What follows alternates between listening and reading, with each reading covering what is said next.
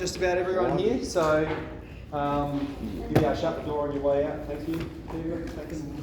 So today we're going through 9D.1. We're talking about confidence intervals. Some of you may have seen this before. We've got a formula, we're going to crunch it, and then D2 and D3 we look at some discussing its sort of significance and some further calculations associated with it. So we're going to get straight into it, and then I'm going to explain what it means. Here's the formula we've got. Okay, so it looks a little bit complex, but it's a pretty easy formula to follow. We have the height of 40 Year 12 students was measured, and the observed mean was X bar, which is 178 centimetres, and the standard deviation of 8 centimetres. Now, firstly, let's just, before I get into that, I need to talk about this. We've got mean and standard deviation. Those are the symbols that we use for the mean and standard deviation of a population. Okay? And then X bar and S, that's what we use for a sample. Now, very clear difference between these two. Okay? Let's say we're considering the population of Year 12s at Tennyson Woods College. You guys here are a sample. You guys are a sample of the big group. You're a small portion of the big group, and we would assume, if we were going to do some statistical analysis of you guys, that the results we arrive at would be indicative of the true results of the population. It'd take a long time to measure the height of every Year 12, but if we just take a sample, okay, we could assume that the sample is indicative of the population. So that's notation, right? And so what we've done here is we've performed a sample of 40 Year 12 students, okay? So we've got N is 40, and from that, our observed mean, the mean of the sample is 178 centimetres. And for confidence intervals, okay, for these questions, somehow, who knows, they know the population standard deviation, all right? And then other times you will use S to approximate it. So we've got the population standard deviation is 8 centimetres. We've got all the input ready for this formula. So let's smash it together. I'm going to write it out and then I'll put it in my calculator.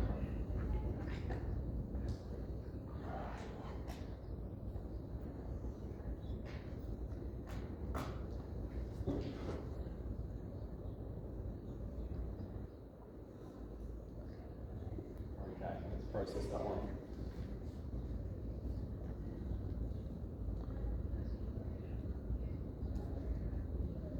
Got 175.52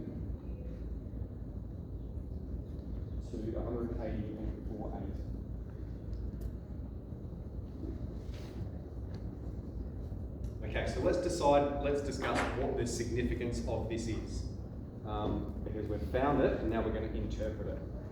Okay, so using this information, we have a sample mean of 178 centimetres. And what our statement is here, this is a 95% confidence interval. This here is the formula for the 95% confidence interval. We are 95% confident that the mean of the population, the true mean, lies somewhere in this region. Okay? That's right.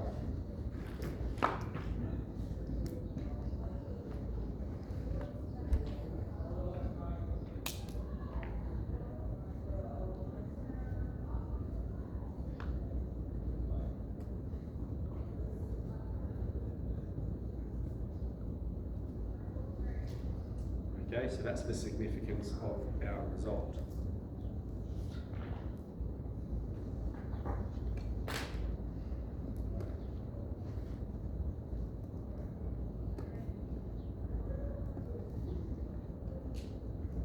All right, so we're using the sample data to make a claim, a confidence claim about the population, right? Okay, so then let's move on. Let's turn the page, because we don't only look at 95% confidence intervals, we look at other levels of confidence as well. In fact, we can have any level of confidence, okay, from 0 to 100. And this number here, okay, Z alpha on 2, represented in the general formula, what does that correspond with over here? 1.96, right? Okay, so the 1.96 dictates that it's a 95% confidence interval. I've got a table here that proposes some other values. So we could have 98% confidence, we could have 99% confidence. Yet as we'll see, the more confident we want to be, the wider we're going to make that interval in order to justify that level of confidence. Okay, so here's a formula for it. We can calculate these different values, and we'll do so in a moment. I've listed some there for you. Okay, continuing with the same example, find the 90% and the 99% confidence interval. So let's do the 99% first. Okay, so most of it's the same. The only thing that's changing is this one. We're going to have 178k. What value of Z alpha on 2 corresponds with 99%? 2.58. So that's what I'm going to put. Take 2.58, then multiply by what's our standard deviation on the square root of 40, less than the mean, less than plus standard deviation on root 40. Okay, we'll match that one.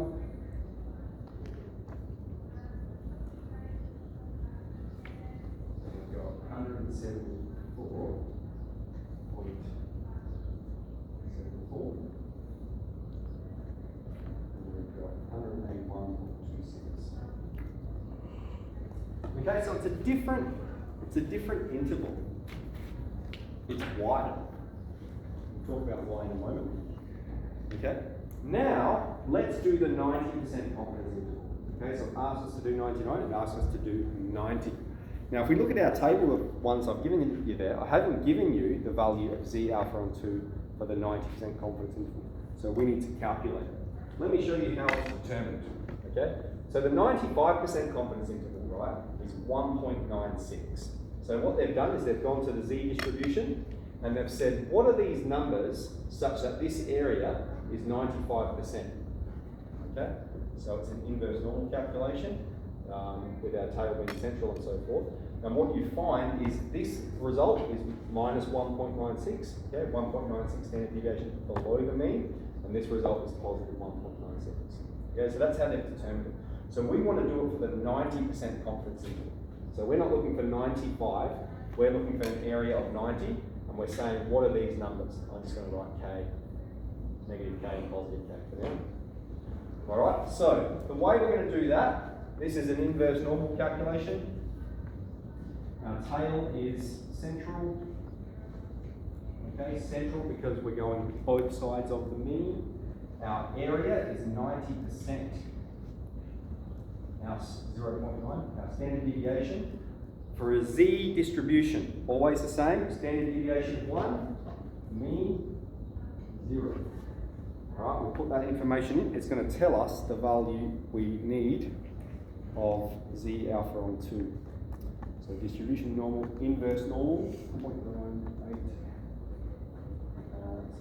1 and 0. And I've got 1.64. All right, 1.64. Okay, so now we can put that information in the confidence interval formula. All right, here it is. So everything's going to remain the same except this number. Right, so here we're going to have 178, so 1.64.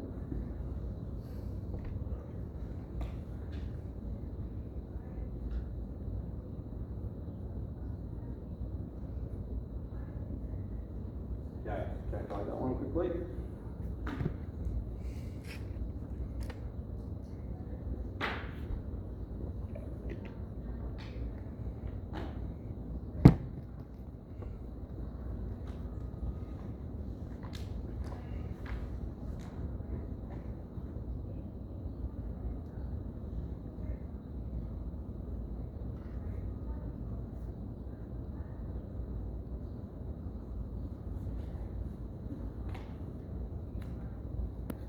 Alright, now what I might do very quickly is I might write these three intervals next to one another so we can see clearly the relationship.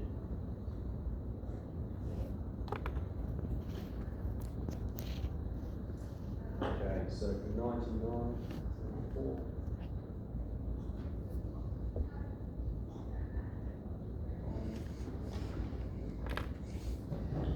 Now what we notice, okay, as the confidence level increases, the window, the interval, gets further and further apart. And the reason is because we want to make a claim with more level of confidence, and so in order to justify that confidence, we have to extend that window out.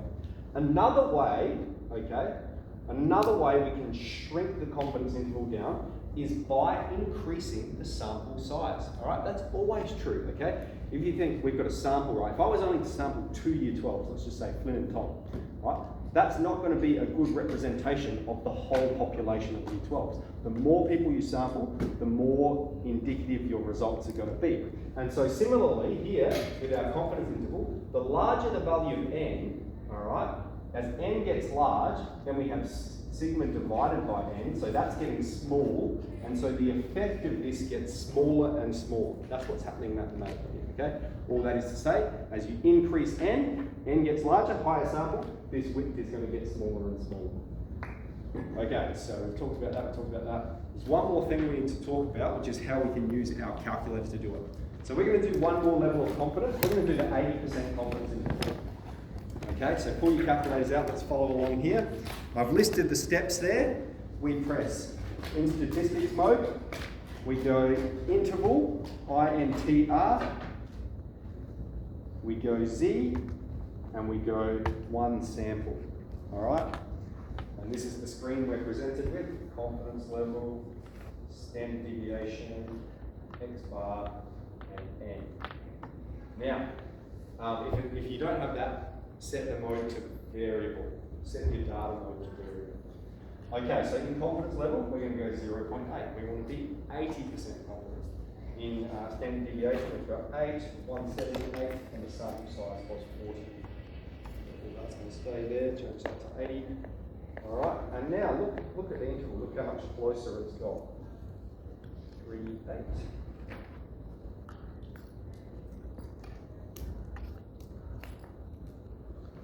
Okay, so there's two things that affect the width of a confidence interval. One of them is the level of confidence. If you want to be less confident, then you can narrow that width down because you're not making an outrageous claim with a great level of confidence. Okay? But if you want to be more confident and you want to narrow it down, then you need to increase n. Okay, so I've shown you the formula and I have shown you how we calculate Z alpha and 2 skills levels, both necessary. But in most circumstances, you will just use your calculator to determine the confidence interval. Okay, so know this, hold it, be competent and confident with it. But moving on, let's just go straight to this step here using the calculator. Let's give it a go.